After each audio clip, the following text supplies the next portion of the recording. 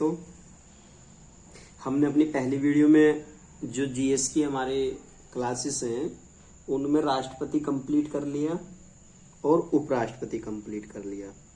इसी सीक्वेंस में अब अगला लेक्चर जो हमारा होगा ये प्रधानमंत्री से रिलेटेड होगा। प्रधानमंत्री के बारे में खूब अच्छे से इजी वे में समझेंगे, क्या प्रधानमंत्री है, क्या चीजें हैं, क्यों इस पद को रखा गया, किस पद के समान कहाँ किस देश से इस पद की तुलना की जाती है, ये सब चीजें बहुत अच्छे से पढ़ेंगे, ठीक है।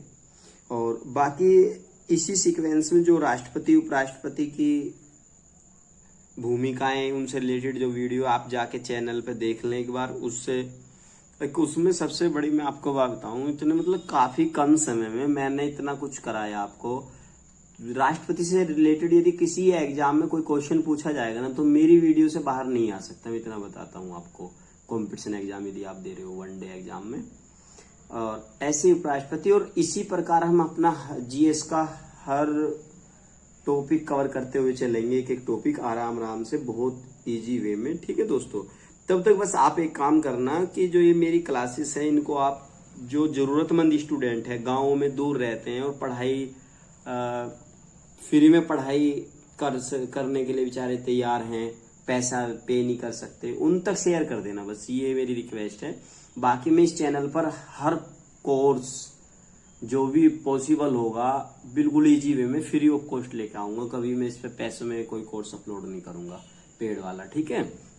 बाकी बस इतना कर दो दोस्तों और पढ़ते चलो, ये हर किसी के लिए नीडेबल है। कोई बिगिनर्स स्टूडेंट हो वो भी, और कोई हाई लेवल की तैयारी कर रहा हो, लग रहा है कि भाई मुझे तैयारी करते इतने दिन हो रहे, उसके लिए भी कामयाब है, ठीक। जो इनसे इन टॉपिकों से रिलेटेड या कोई भी टॉपिक है उनसे रिलेटेड कोई करंट अफेयर्स का पॉइंट होगा, मैं उसको भी बहुत अच्छे से इसमें लिंक करके आपको क्लियर कर दूंगा, ठीक। तो चलिए आज का टॉपिक देखते हैं। आज का टॉपिक हमारा प्रधानमंत्री से रिलेटेड है। प्रधानमंत्री, अच्छा, एक तो सबसे पहले जब हम प्रधानमंत्री के बारे में पढ़ते हैं, प्रधानमंत्री किस व्यवस्था के तहत ये पद है, ठीक है। प्रधानमंत्री से रिलेटेड आर्टिकल कौन कौन से हैं और प्रेजेंट टाइम में प्रधानमंत्री कौन है, ठीक, वो सब चीजें बहुत अच्छे से देखेंगे, ठीक है। आर्टिकल आपका 74 और आर्टिकल 75 और आर्टिकल 77 और 78, जो ये 4 आर्टिकल हैं ये डायरेक्ट रूप से, यानी ये अनुच्छेद जो हैं ये अनुच्छेद डायरेक्ट प्रधानमंत्री से रिलेटेड है, ठीक है। अच्छा, दूसरा, अब आपको एक मोटा से एक बात का ध्यान रखना है कि जैसे हमारे यहाँ जो प्रधानमंत्री का जो पद है उसकी भूमिका, उसकी वैल्यू जो संघीय व्यवस्था होती है वहां सबसे ज्यादा रहती है। जैसे ब्रिटेन में संघीय व्यवस्था है तो ब्रिटेन में प्रधानमंत्री की भूमिका ज्यादा है। अपने यहाँ संघीय व्यवस्था है, हमारे यहाँ तुमने सुना होगा कि जो प्रधानमंत्री है वो प्रधानमंत्री किसका, जो सरकार है हमारी उस सरकार का प्रमुख होता है, ठीक है। प्रधानमंत्री सरकार का प्रमुख होता है, सरकार का प्रमुख, ठीक है जी। अच्छा, मैंने लास्ट पहली वीडियो में बताया था कि जो राष्ट्रपति है, राष्ट्रपति किसका प्रमुख होता है। राष्ट्रपति आपकी जो राष्ट्र है, राज्य जो है, जिस राष्ट्र को हम राज्य बोल रहे हैं उसका क्या है, प्रमुख है राष्ट्रपति, और सरकार का प्रमुख कौन है, प्रधानमंत्री है। और आर्टिकल 74 जो है, ये 74 ये आर्टिकल यही कहता है कि केवल इस आर्टिकल में इतना लिखा गया है कि राष्ट्रपति को सलाह देने के लिए एक मंत्री परिषद होगी। देखो ध्यान से पढ़ो आराम से, इसमें क्या लिखा गया है कि राष्ट्रपति की सहायता के लिए, राष्ट्रपति की सहायता, राष्ट्रपति की सहायता के लिए क्या एक मंत्री परिषद होगी, मंत्री परिषद होगी, ठीक है। और जो ये मंत्री परिषद होगी, इस मंत्री परिषद का प्रमुख हेड जो है वो प्रधानमंत्री होगा, प्रधानमंत्री होगा। ठीक है जी, ये बात ध्यान रखना है। क्या बताया कि आर्टिकल 74 क्या कहता है कि राष्ट्रपति की सहायता के लिए एक मंत्री परिषद होगी, उस मंत्री परिषद का जो प्रमुख है वो कौन होगा, प्रधानमंत्री होगा। और प्रधानमंत्री जो है वो, ये तो बात क्लियर है कि राष्ट्रपति की हेल्प करेगा। दूसरी बात यह कि ये जनता के द्वारा चुना जाएगा। ठीक है, राष्ट्रपति क्या अप्रत्यक्ष रूप से जनता के द्वारा चुना जाता है, ये डायरेक्टली जनता के द्वारा चुना जाएगा। ठीक, यानी जनता इसी के चेहरे को वोट करेगी और तब जाकर इसका चुनाव होगा। ठीक है, यही एक लोकतंत्र की सबसे बड़ी मजबूती और पहचान होती है। अच्छा, तो जो ये प्रधानमंत्री है, सारी की सारी चीज वास्तविक कार्यकारी जो शक्तियां हैं, वास्तविक कार्यकारी शक्तियां प्रधानमंत्री में ही निहित होती हैं। ठीक है, वास्तविक कार्यकारी शक्तियां पीएम यानी प्रधानमंत्री में ही निहित है। ठीक, ये बात ध्यान रखना, जितनी भी वास्तविक शक्तियां हैं सब इस प्रधानमंत्री में निहित होती हैं। अच्छा, नेक्स्ट पॉइंट देखो। अब जैसे जो ये प्रधानमंत्री पद है, ये प्रधानमंत्री क्या चीज है, इसकी नियुक्ति कैसे होती है, प्रधानमंत्री की नियुक्ति, अब उस पर थोड़ा सा बात करेंगे। प्रधानमंत्री की नियुक्ति, ठीक है, की नियुक्ति जो आर्टिकल 75 है, आर्टिकल अनुच्छेद 75 जो ये आर्टिकल है, देखो इस आर्टिकल में क्या लिखा गया है उस चीज को समझ लो बस। आर्टिकल 75 केवल इतना कहता है कि राष्ट्रपति प्रधानमंत्री की नियुक्ति करेगा, बस केवल इस आर्टिकल में इतना लिखा गया है कि जो राष्ट्रपति है, राष्ट्रपति प्रधानमंत्री की नियुक्ति करेगा, नियुक्ति करेगा। देखो अब इसको, ये शब्द तो लिख दिया गया है कि आर्टिकल 75 में ये लिखा गया है कि राष्ट्रपति प्रधानमंत्री की नियुक्ति करेगा। क्या अब आप एक बार बताओ, इसका जो केवल इतना ही मतलब है क्या, इस चीज को इतना ही समझाया गया है क्या? अब आप देखो प्रधानमंत्री की नियुक्ति कैसे की जाती है हमारे यहाँ, उस चीज को समझो। केवल अनुच्छेद में तो ये बातें लिख के उन्होंने अपनी तरफ से खारिज कर दी, लेकिन इसको एक्सप्लेन कैसे किया गया है, इसकी व्याख्या कैसे की गई है, देखो इसमें अब क्या है, इसकी प्रोसेस समझो आराम से। सबसे पहले क्या होगा कि राष्ट्रपति जो सबसे बड़े बहुमत दल का नेता होता है उसको नियुक्त करता है, उसे प्रधानमंत्री बनाता है। ठीक है, इसमें मतलब कि राष्ट्रपति ऐसा नहीं कर सकता कि उठा लिया किसी को, ले भाई आजा तू, आजा तुझे प्रधानमंत्री बना देता हूं, ऐसा नहीं है। राष्ट्रपति क्या करेगा, जनता जो आपने सुना है नहीं, लोकसभा के चुनाव होते हैं जिसमें सांसद जो लोग आपके, जैसे हमारे एरिया का बागपत जिले का जो सांसद है वो डॉक्टर सत्यपाल सिंह जी हैं, इन लोगों को चुन के ये लोकसभा में जाते हैं। ठीक, ऐसे मतलब ये सांसद लोग चुने जाते हैं और जिस चेहरे पर इन लोगों को वोट दिया जाता है, यानी जो इनका नेता होता है, उस नेता को राष्ट्रपति, जैसे मान लेना बहुमत मिल गया किसी दल को, और बहुमत मिलने के बाद में उस दल के नेता को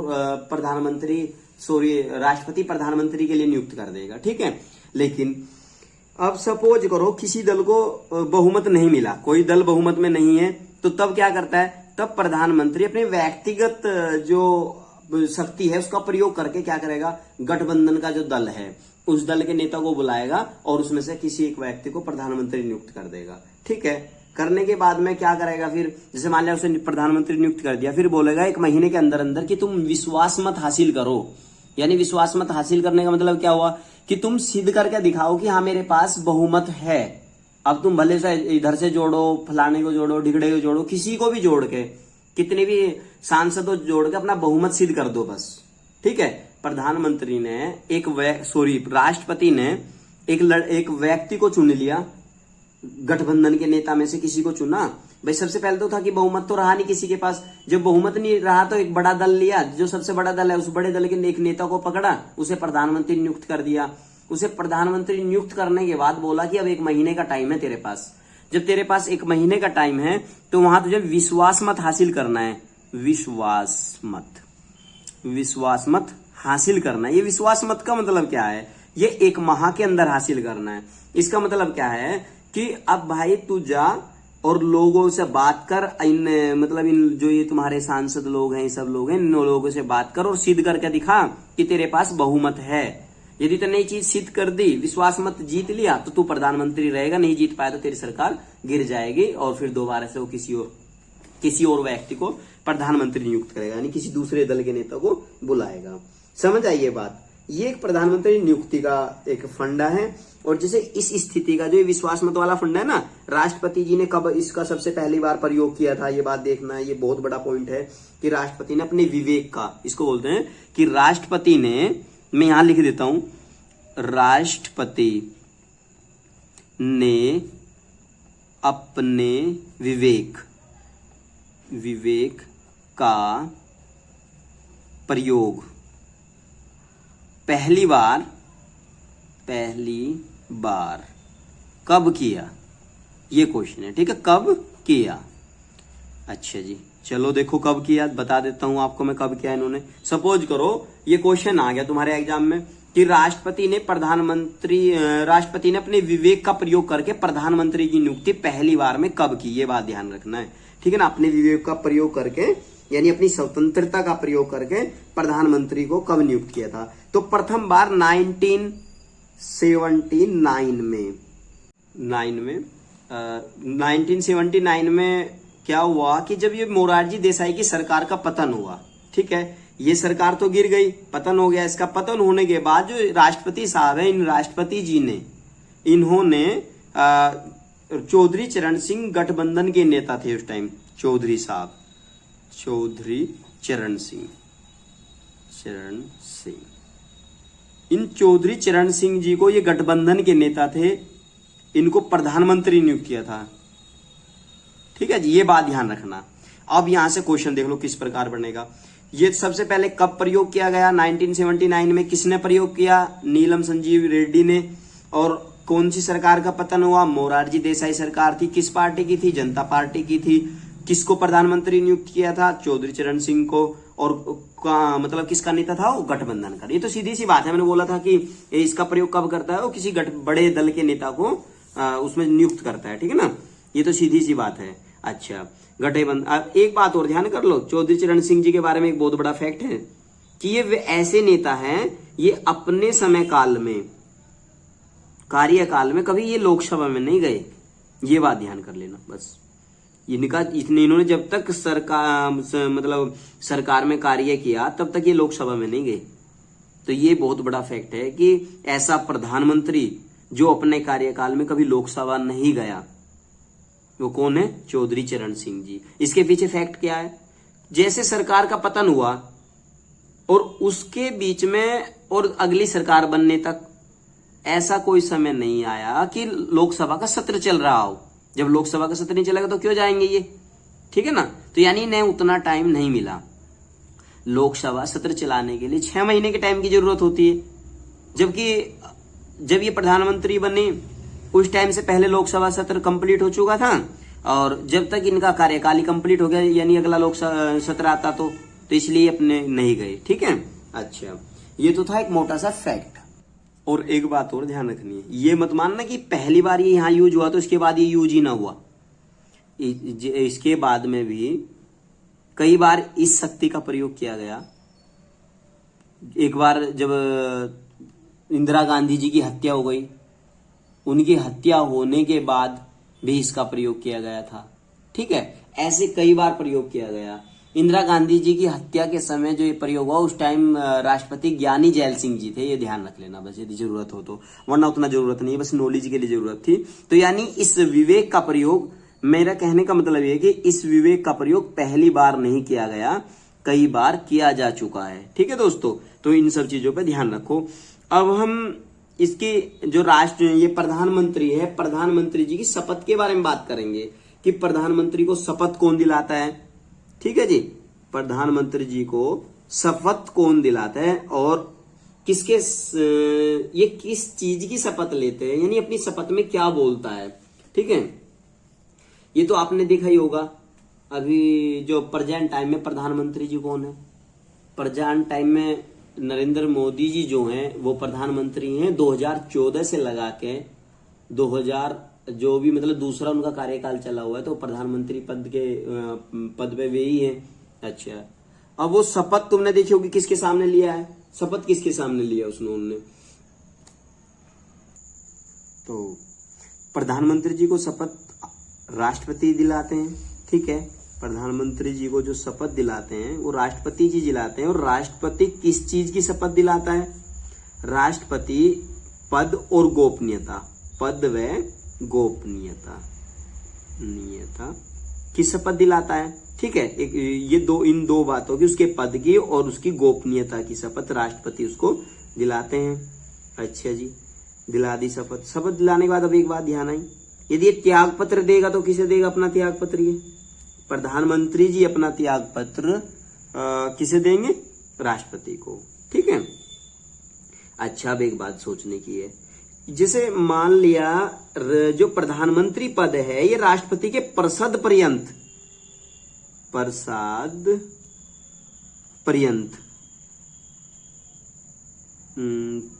यानी प्रसाद पर्यंत ही ये जो है अपने पद पर बना रह सकता है।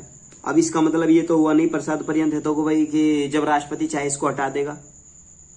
जब तक प्रधानमंत्री के पास लोकसभा में बहुमत है तब तक राष्ट्रपति इसको नहीं हटा सकता। ये बात ध्यान रखने की है कि जब तक प्रधानमंत्री जी के पास लोकसभा में बहुमत है तब तक राष्ट्रपति उसे उसके पद से नहीं हटा सकता। और जैसे ही उसने लोकसभा में अपना बहुमत खो दिया, विश्वास मत खो दिया जैसे ही, वैसे ही राष्ट्रपति उसे त्याग पत्र देने के लिए बोलेगा। और त्याग पत्र नहीं दिया, यदि त्याग पत्र नहीं दिया तब क्या होगा? तब उसे बर्खास्त कर देगा, ठीक है। देखो इतनी पावर राष्ट्रपति के पास है, यदि वो त्याग पत्र नहीं देता है तो राष्ट्रपति उसे उसके पद से बर्खास्त कर देगा। और ऐसा काम एक बार जब वीवी सिंह थे और देवगौड़ा सिंह, उन्होंने लोकसभा में हारने के बाद त्याग पत्र दे दिया था, ठीक है। यानी वीवी सिंह ने और देवगौड़ा जी ने, इन दोनों ने लोकसभा में हारने के बाद त्याग पत्र दे दिया था। यदि त्याग पत्र ना दें तो इनको बर्खास्त कर दिया जाएगा, ठीक है। अच्छा, ये बात हुई कंप्लीट। दूसरी बात क्या थी? शपथ वाली बात हो गई। और शपथ वाली बात में क्या हुआ कि ये मैंने बता दिया कि पद की और गोपनीयता की शपथ लेता है। किस प्रकार लेता है? जैसे जो मंत्री है ना, मंत्री की तरह ही, जैसे केंद्रीय मंत्री होते हैं। तुम्हें पता है कि जैसे घर में 4 भाई हैं और 4 भाई में से बड़े भाई को मेन आदमी बना लिया जाता है, भाई कि हमारे घर का हेड है, ठीक है। और एक पिताजी हैं, फिर भी उस पिताजी के होते हुए भी घर में हेड बनाया जाता है बेटे कोई बड़ा भाई मान लो उसमें, या बीच वाले भाई को बना लो। जैसे हमारी फैमिली है, हमारी फैमिली में भाई मेरे पापा सबसे बड़े हैं, उससे मेरे चाचा हैं, एक बाबा हो गए, एक और चाचा हो गए। तो जो मेरे चाचा जो मेरे पापा से छोटे, उन्हें हेड बना दिया गया, चलो भाई तेरी मान ले करेंगे, तो हमारे घर का प्रमुख है, चौधरी लोग हैं, ठीक है। ऐसा तो मतलब इन सब चीजों को इसी प्रकार जो केंद्रीय मंत्री होते हैं ना, जैसे अमित शाह है, राजनाथ सिंह जी हैं डिफेंस मिनिस्टर, और आपके विदेश मंत्री जो ये क्या नाम है जयशंकर प्रसाद जी हैं, ये सब आपस में भाई भाई मान के चलो। ये केंद्रीय मंत्री तो हैं सब लोग, सांसद ही तो हैं ये सांसद हो गए तो इन्हें मंत्री पद मिले हैं और मंत्रालय मिले हुए हैं। तो इसी प्रकार यानी जो शपथ लेते हैं ना, ये केंद्रीय मंत्री की तरह ही शपथ लेता है। ये आई बात समझ में? बस ये इसके बारे में कंप्लीट बातें थी। अब जो फैक्चुअल बातें होंगी, रही सही जो बातें होंगी, जो मेरे और ध्यान आ जाएंगी, जो एग्जाम पॉइंट ऑफ व्यू से ज्यादा इंपॉर्टेंट होगी, उन सब चीजों को अगली वीडियो में कवर कर लेंगे। इसके कर्तव्य और इसकी शक्ति, और बाकी जो ये आर्टिकल बच गए 2, इन आर्टिकलों को, इन सब चीजों को अगली वीडियो में एक्सप्लेन करेंगे। तब तक आप इस वीडियो को बहुत अच्छे से देखो और जरूरतमंद बच्चों के पास इसे जरूर शेयर करो दोस्तों। ये बहुत काफी कम समय में, तुम्हारा इतना ज्यादा समय में बर्बाद नहीं करता, न ज्यादा मैं ये मक्खन लगाने वाली बात की hi good morning good afternoon ये फलाना ढीढ़ा ये कमेंट ये सब चीजें। तो तब तक आप इसमें यही बेटर ये है कि आपका समय कम बर्बाद होगा, यहाँ से आप काफी कुछ सीख पाओगे। और प्लीज दोस्तों इसको बस जरूरतमंद बच्चों के पास जरूर शेयर करना। बस भले आप लाइक करो ना करो, लेकिन शेयर जरूर कर देना उन बच्चों के पास जो इसके जरूरतमंद बच्चे हैं, जो पढ़ाई का पैसा वहन नहीं कर सकते। उनके लिए बहुत अच्छा कार्य होगा और ये आपको भी मतलब कहीं ना कहीं आपको भी बहुत अच्छा लगेगा। ठीक है दोस्तों।